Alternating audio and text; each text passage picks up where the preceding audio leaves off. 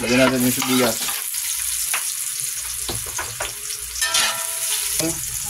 Kamatis guys.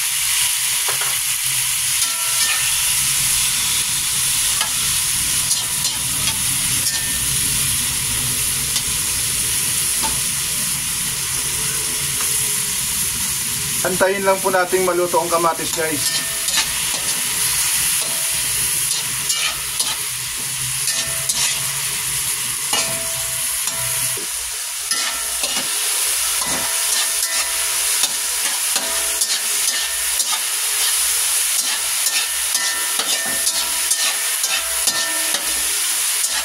Paghalo-haluin lang natin guys hanggang sa maluto po ang mga ito.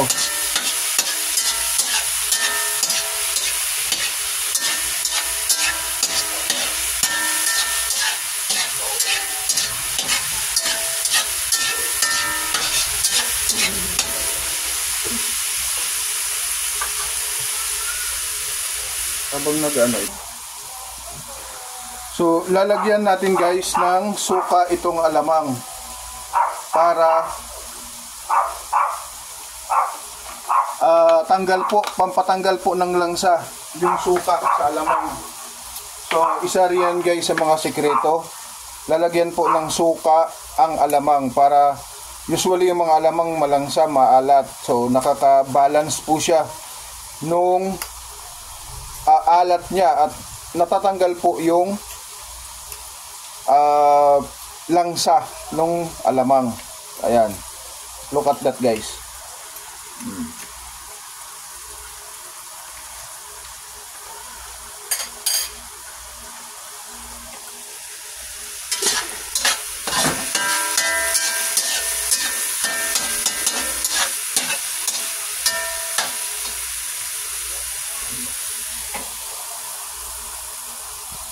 Okay na. Igigisa na natin guys yung alamang.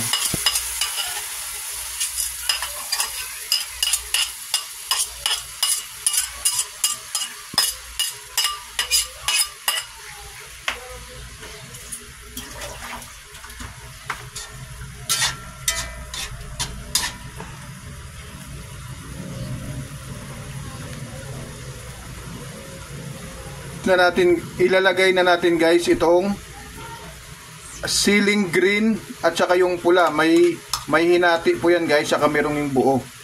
Yan. Pagsabayin na natin guys.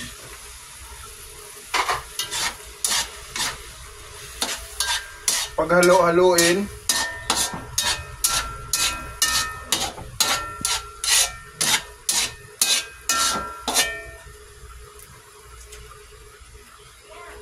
Habang hinahalo natin guys, i-add na rin po natin yung asukal.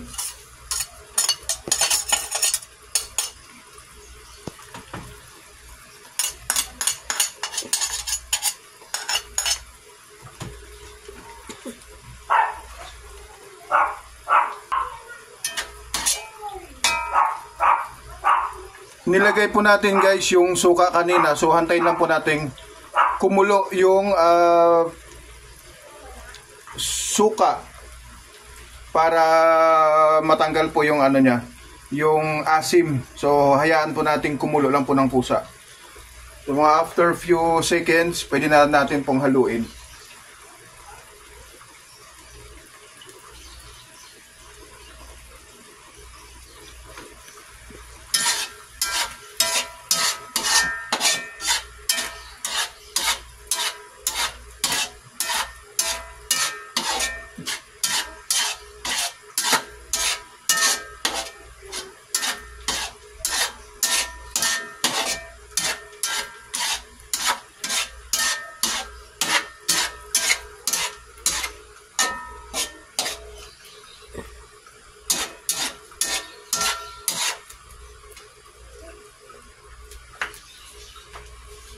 Stop muna.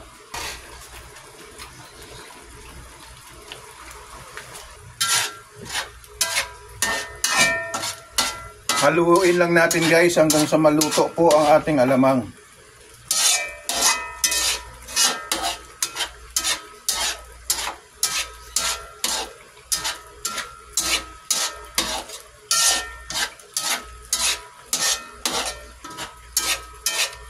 Pwede na tong guys, isang buwang ulam. Isang buwang ulam. Gumastos lang ako guys ng 80 pesos sa isang buwang ulam. So 55 pesos yung kalahating alamang. Tapos 5 pisong kamatis, bawang sibuyas, tig-3.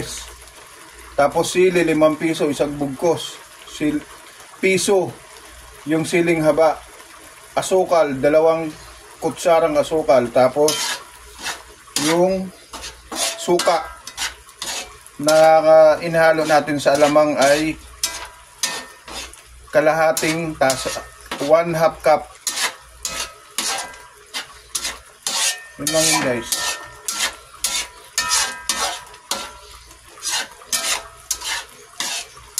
So hintayin natin maluto ng husto ang ating alamang.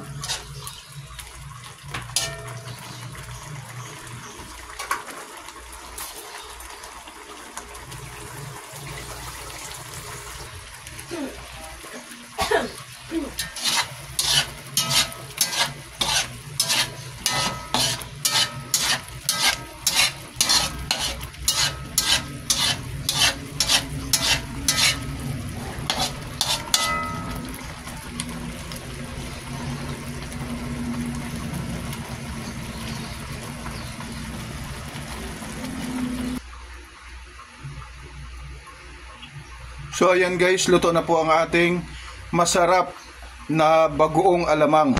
So thank you for watching guys. See you on my next vlog. God bless everyone.